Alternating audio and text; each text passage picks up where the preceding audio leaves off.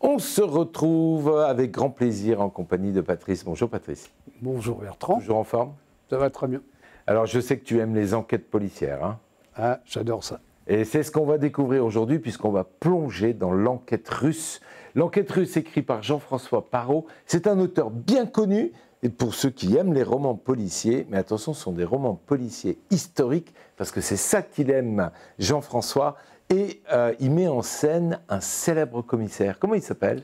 Il s'appelle Nicolas Le Floch. Mais alors, en fait, c'est une habitude pour lui d'écrire toutes des histoires avec ce personnage. Je pense que c'est le 8e ou le 9e roman. Et chaque roman a comme inspecteur, aujourd'hui on dirait inspecteur, Nicolas Le Floch, et qui nous emmène dans une enquête. Et celle-ci, elle est particulièrement spéciale. Parrot est un historien, mais il est aussi diplomate de profession. Il nous transporte dans le Paris du XVIIIe siècle avec un souci du détail impressionnant. T'es d'accord? Plus que d'accord, parce que justement, ce livre, enfin tous les livres de Parrot, mais ce livre particulièrement, nous emmène à vivre dans Paris de l'époque. La description, c'est sale, c'est décrit de manière très précise. Alors je vais faire un court résumé, mais je vais quand même te demander de nous réimplanter un peu l'intrigue de cet ouvrage. Nicolas est chargé d'une affaire plutôt complexe, et cette affaire est liée à la mort mystérieuse d'un diplomate russe. Qu'est-ce que tu peux nous en dire? Est-ce que tu peux nous faire un petit résumé déjà? Alors, je peux vous faire un résumé, évidemment. L'enquête russe, c'est parce que... Alors, il faut savoir un truc. Le tsar, qui vient en France, vient incognito. Mais à l'époque, incognito, ça voulait dire non officiel. C'est-à-dire, il ne représentait pas la Russie de l'époque, mais il avait tous les honneurs de la Russie. D'accord. Et au moment où il arrive, il y a un meurtre d'un favori de la tsarine, puisqu'à l'époque c'était une tsarine qui commandait la Russie, et donc Nicolas Le Floch va mener une enquête en marchant sur des œufs. Voilà. C'est ce qu'on va découvrir à travers ça. Alors, Nicolas Le Floch, c'est le personnage principal des romans de Jean-François Parrot. C'est un peu son personnage principal, en tout cas son fil conducteur. Oui, enfin, il n'y a pas que Nicolas Parrot, il y a Nicolas Parrot qui est l'enquêteur, mais il y a tout autour, il y a Monsieur de Sartine, dont on a fait un livre d'ailleurs, enfin, il a fait...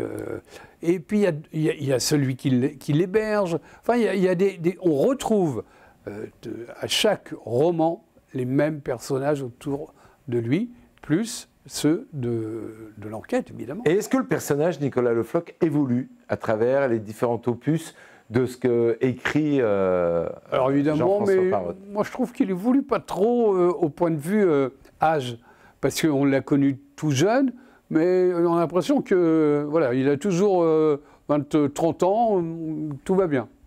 Alors qu'est-ce qui t'a plu dans ce nouvel opus? Eh ben, ça change de milieu. D'habitude, c'est des intrigues autour de la royauté. Là, c'est autour du tsar, de la tsarine. Donc, c'est toute une autre civilisation qu'on découvre, une autre culture, en tout cas, qu'on découvre à travers notre enquêteur. Et Parrot, tout à l'heure, on en a parlé, il arrive à retranscrire des époques. Ce fameux Paris du XVIIIe siècle. Est-ce que, comment il arrive à recréer cette atmosphère qui, en fait, t'a emmené avec lui par sa manière d'écrire? Je pense que d'abord, comme tu l'as dit tout à l'heure, il est diplomate. Donc il n'a pas de mal à... Parce que les choses, là encore, elles n'ont pas beaucoup évolué. On le verra dans l'extrait tout à l'heure que j'ai choisi. Et puis...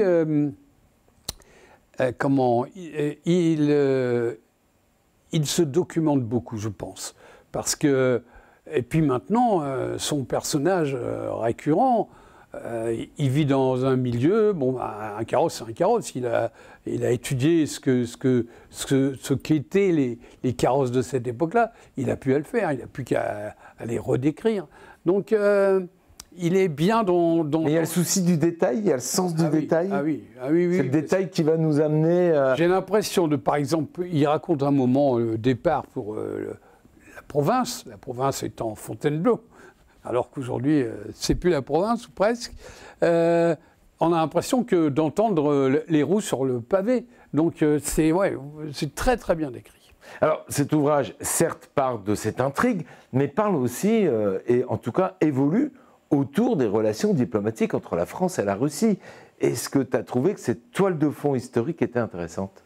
Très, parce qu'on le charge de l'enquête du meurtre, mais on lui dit de se rapprocher, d'être le confident du visiteur, qui vient incognito. Donc, j'ai expliqué tout à l'heure ce qu'était incognito à cette époque. Et il doit, quand je disais qu'il marche sur des œufs, c'est qu'il doit s'approcher. Bon, il fait ça bien d'ailleurs, de s'approcher du futur tsar, ou présumé futur tsar. Et déjà à l'époque, il y avait une espèce d'immunité parlementaire, donc il ne fallait pas le froisser, parce que même s'il était incognito, il représentait la Russie, qui était un empire. D'où ces fameuses relations diplomatiques entre la France et la Russie. Et donc, Jean-François Le Floch mène une enquête.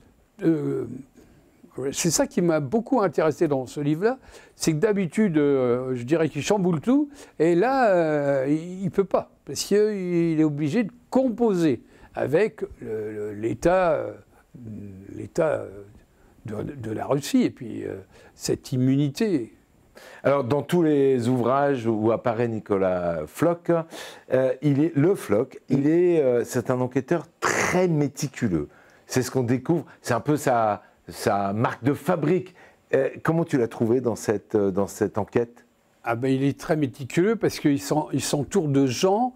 Alors, je ne sais pas si historiquement ça tient la route, mais en tous les cas, c'est le début des autopsies.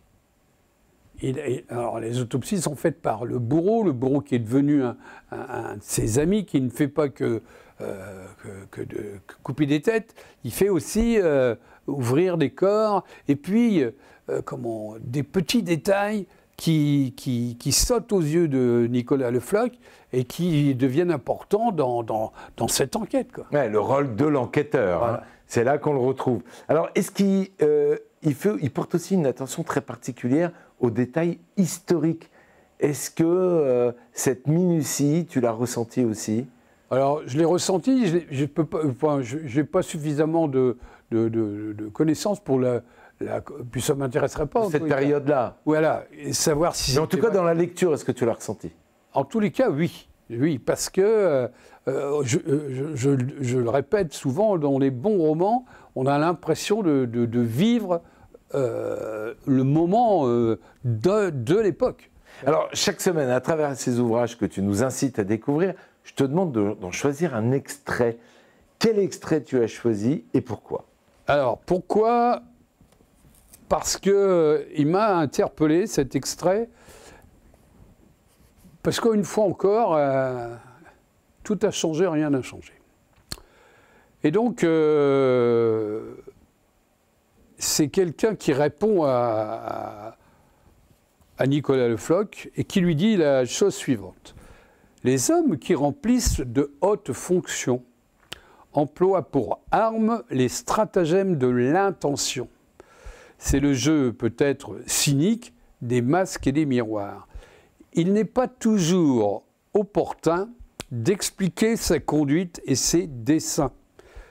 L'essentiel demeure de cacher quelques vérités sans pour autant les couvrir de mensonges.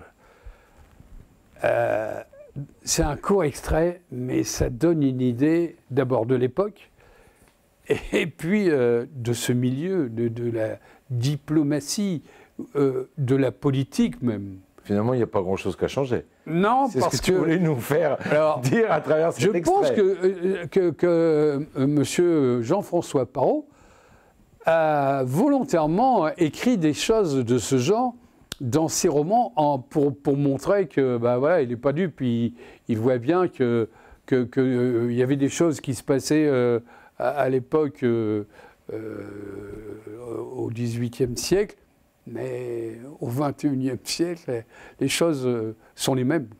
Alors, des enquêtes, des romans policiers à base historique, on en connaît beaucoup. Qu'est-ce qui rend celui-là unique, selon toi? Moi, ce que je dirais que les costumes, les habitudes de vie, nous sont décrits avec des détails, beaucoup de détails. Et souvent, dans les romans, j'aime beaucoup, quand ils parlent de manger, ils décrivent ce qu'ils mangeaient ou ce qu'on allait leur apporter à manger. Nicolas Le Floch a une servante, on va appeler, une dame qui lui fait à manger. Et c'est toujours des descriptions assez étonnantes. Je vous invite, Patrice nous invite à découvrir L'Enquête historique, un roman captivant, un roman qui combine à merveille le suspense policier, mais aussi la richesse historique. Merci beaucoup, Patrice. De rien, Bertrand. À la semaine prochaine. À bientôt.